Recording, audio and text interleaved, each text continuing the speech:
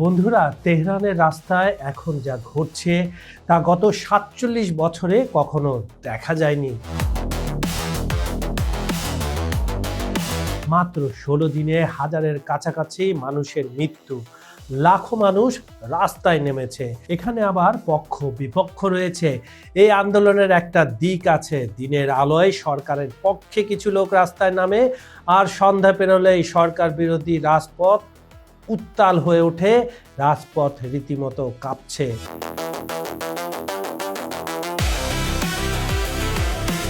আর Trump কাকু তো হুমকি দিচ্ছেন সরাসরি, কিন্তু প্রশ্ন হলো এবার কি সত্যি ইরান সরকারের পতন হবে, নাকি আগের মতোই আবারও স্তিমিত হয়ে যাবে এই আন্দোলন?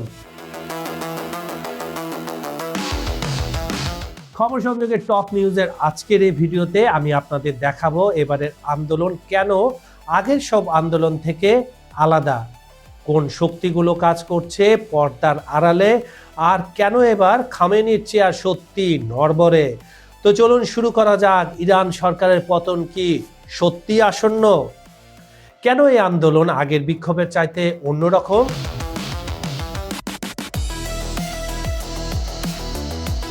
ইরান আন্দোলনের ব্যাপারে কিন্তু নতুন নয়, কিন্তু এবারটা সম্পূর্ণ আলাদা। মানে ইরানে প্রায় আন্দোলন হয় কিছুদিন পর পর।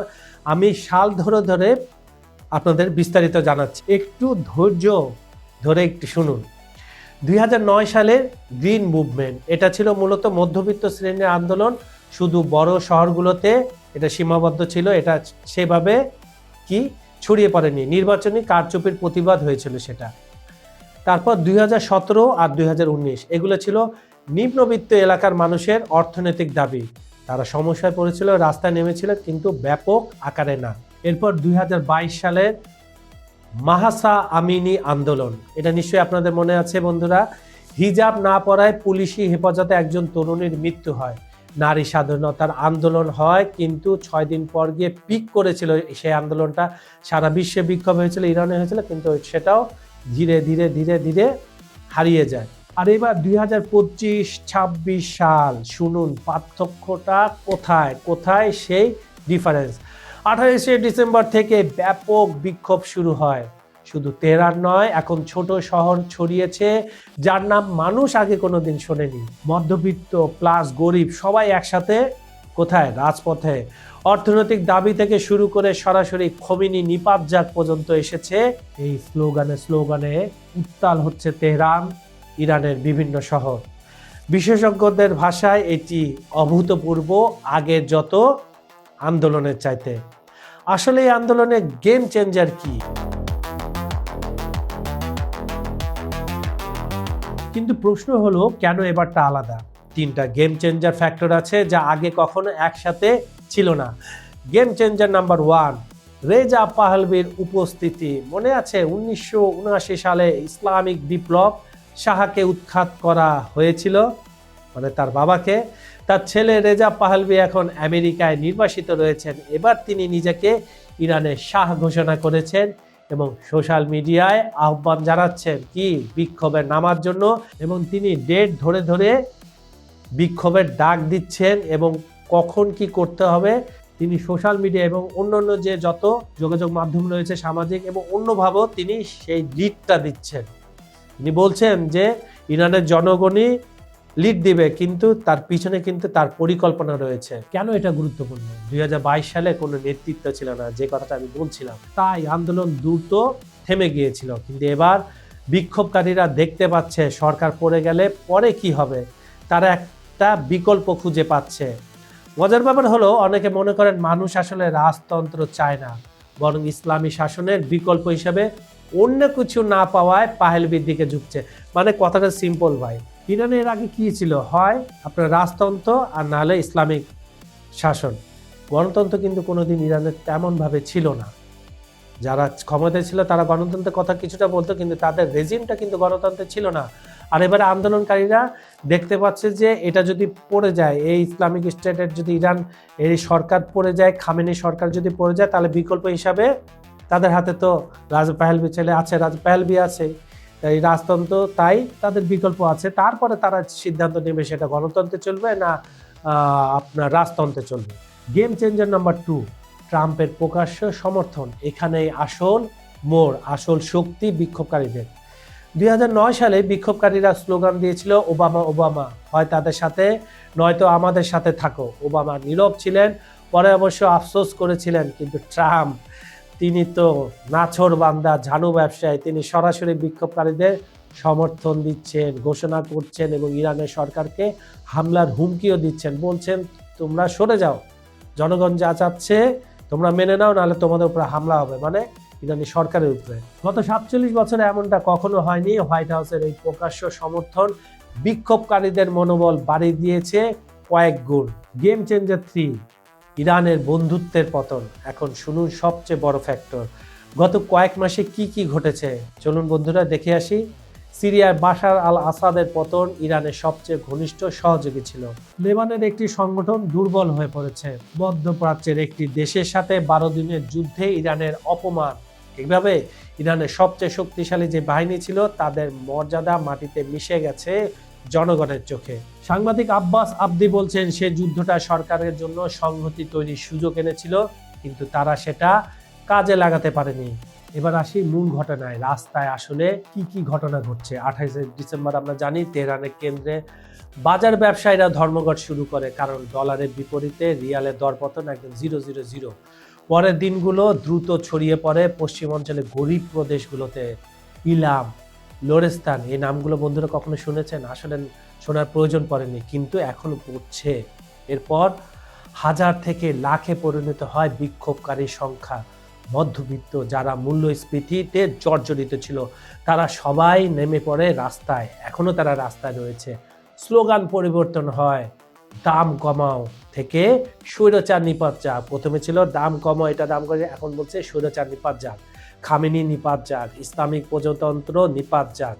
সবচেয়ে শক্তিশালী পরিবর্তন, খোরসান্দা ফার বলছেন, নারীরা বলছে তাদের সবচেয়ে বড় অর্জন হলো সরকারের ভয়কে কাটিয়ে ওঠা। আর মাত্র 15 থেকে 16 দিনের ব্যবধানে প্রায় 600 জন নিহত হওয়ার পরেও মানুষ পিছু হচ্ছে না। এটাই সবচেয়ে বড় বিপদ ইরান সরকারের জন্য। এখন প্রশ্ন হলো এরপর কি হতে পারে। আমার কাছে 3টা সিনারিও সম্ভব হতে পারে। দর্শকরা আপনারা একটু মিলিয়ে দেখেন তো। সিনারিও 1, সরকারের কঠোর দমন। ইরান সরকার ইতিমধ্যে কিন্তু হুমকি দিয়ে দিয়েছে মার্কিন স্বার্থ এবং সহযোগীদের আক্রমণ করা। তারা আগেও আন্দোলন দমন করেছে, এবারও চেষ্টা করবে, কিন্তু সমস্যা হলো এবার মানুষ ভয় পাচ্ছে না। সিনারিও 2, দীর্ঘমেয়াদী আন্দোলন। পাহেলভির নেতৃত্বে আর আন্তর্জাতিক সমর্থন থাকায় এই আন্দোলন আরও দীর্ঘস্থায়ী হতে পারে।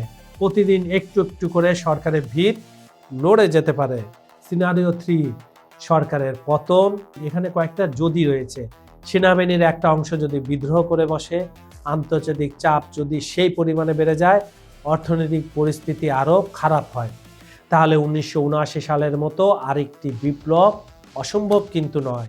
কিন্তু বিশ্লেষকরা বলছেন এবারে আন্দোলন সত্যি আলাদা, কিন্তু ইতিহাস বলে স্বৈরাচারী সরকার সহজে ক্ষমতা ছাড়ে না। ইরানের ভবিষ্যৎ কোন মোড়ে দাঁড়িয়ে? সবকিছু মিলিয়ে একটা কথা স্পষ্ট, ইরান আজ আর স্বাভাবিক অস্থিরতার ভেতরে নেই। দেশটি দাঁড়িয়ে আছে এক ঐতিহাসিক সন্ধিক্ষণে। গত 47 বছরে বহু আন্দোলন এসেছে, বহু রক্ত ঝরেছে, আবার দমন পীড়নের ভারে সব স্তব্ধ হয়ে গেছে।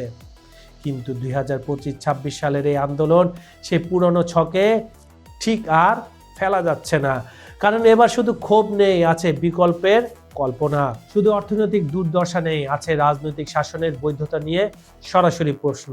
শুধু শহুরে মধ্যবিত্ত নয়, রাস্তায় আছে গ্রাম, প্রান্তিক অঞ্চল, নারী, তরুণ, শ্রমজীবী, সবাই একসাথে। সবচেয়ে বড় পরিবর্তনটা কি? মনস্তান্ত্রিক। মানুষ ভয়কে জয় করতে শুরু করেছে। যে ভয় দিয়ে ইসলামিক প্রজাতন্ত্র টিকে ছিল, তাদের ভাষায় সেই ভয় এখন ভাঙছে। যে কোনো রাষ্ট্র যখন আপনি চালাবেন, সেটা যত ভালোই হোক, যখন জনগণের উপর দমন চালাবেন, তার স্বাধীনতায় হস্তক্ষেপ করবেন, তখন কিন্তু ভয়ঙ্কর পরিস্থিতি আপনার জন্য অপেক্ষা করছে। রাষ্ট্রীয় সহিংসতা আর মৃত্যুর সংখ্যাও মানুষকে পিছু হটাতে পারছে না, মানে মানুষ পিছু সরছে না। এটি যে কোনো শাসনের জন্য সবচেয়ে বিপজ্জনক সময়। তবে এটাও মনে রাখতে হবে, ইরান কোনো সাধারণ রাষ্ট্র নয়। ধর্মীয় প্রতিষ্ঠান, নিরাপত্তা কাঠামো এবং দীর্ঘদিনের দমন পীড়নের অভিজ্ঞতা এই রাষ্ট্রকে অত্যন্ত দৃঢ় করেছে। তাই সরকারের পতন নিশ্চিত এ কথা বলা এখন আগেভাগে বলা হয়ে যেতেও পারে, কিন্তু এটাও সমান সত্য। এই আন্দোলন দমন করলেও আগের মতো পুরোপুরি জেতা ইরানের পক্ষে আর সম্ভব হবে না। রাষ্ট্র হয়তো টিকে যাবে, কিন্তু তার নৈতিক ভিত্তি, যে নৈতিক ভিত্তিটা থাকে, সেটা দুর্বল হয়ে যাবে। শাসন হয়তো থাকবে, কিন্তু শাসনের প্রতি জনগণের ভয়ের দেয়াল আর আগের মতো থাকবে না। সবচেয়ে গুরুত্বপূর্ণ প্রশ্ন কি, আজ সরকার পড়বে কিনা এটা নয়, আসল প্রশ্ন হলো এই আন্দোলন কি এমন এক পরিবর্তনের দরজা খুলে দিয়েছে যা আর কখনো পুরোপুরি বন্ধ হবে না? সেই প্রশ্নের উত্তর এখনো লেখা হয়নি। আপনি কি মনে করেন বন্ধুরা? 3টি মূল পয়েন্ট মনে রাখবেন। নাম্বার 1, এবারের আন্দোলন সবচেয়ে ব্যাপক আর শক্তিশালী। নাম্বার 2, রেজা পাহলভির নেতৃত্ব, ট্রাম্পের সমর্থন আর ইরানের বন্ধুদের পতন। নাম্বার 3, সরকারের পতন নিশ্চিত নয়, কিন্তু এবার সম্ভাবনা আগের চেয়ে অনেক বেশি। এই 3টি ফ্যাক্টর আগে কখনো কিন্তু একসাথে ছিল না। এখন প্রশ্ন হলো, আগামী কয়েক সপ্তাহে কি হয় তাই নির্ধারণ করবে ইরানের ভবিষ্যৎ। আপনার মতামত কি? মন্তব্যে জানান। আপনি কি মনে করেন এবার সরকারের পতন হবে? কোন সরকার? ইরানের সরকারে। ভিডিওটা ভালো লাগলে লাইক করুন, শেয়ার করুন আর চ্যানেল সাবস্ক্রাইব করতে ভুলবেন না। খবর সংযোগের টপ নিউজের অনুষ্ঠানটি আপনারা পৃথিবীর কোন প্রান্ত থেকে দেখছেন কমেন্টে জানান। Bangladesh, Bharat, Iran, Iraq, Kuwait, Pakistan, America, Europe, Ukraine, Brazil, Venezuela, Argentina, Africa, Saudi Arab, Dubai, মধ্যপ্রাচ্য, যেখান থেকে দেখুন না কেন, আমরা আপনার মতামত শুনতে চাই। বিজ্ঞাপন ও প্রমোশনের জন্য ডেসক্রিপশনে দেওয়া নাম্বারে যোগাযোগ করতে পারেন। সুপ্রিয় দর্শক, গতকাল রাতে আমি খবর সংযোগে একটা ভিডিও করেছিলাম। সেটা ছিল পুতিনের গোপন রুমে কি কি অস্ত্র রয়েছে। এটা আমার উপরে, ঠিক আমি যেখানে আঙুল দিয়েছি আমার ডান দিকে লিঙ্ক দেওয়া থাকবে, সেখানে ক্লিক করলে সেটা আপনি পুরোপুরি ভিডিওটা দেখতে পাবেন। আজ এ পর্যন্ত আমি কাজল হায়দার বিদায় নিচ্ছি। পরবর্তী ভিডিওতে আরও এমন বিশ্লেষণ নিয়ে হাজির হব। ভালো থাকুন, নিরাপদে থাকুন। ধন্যবাদ সবাইকে।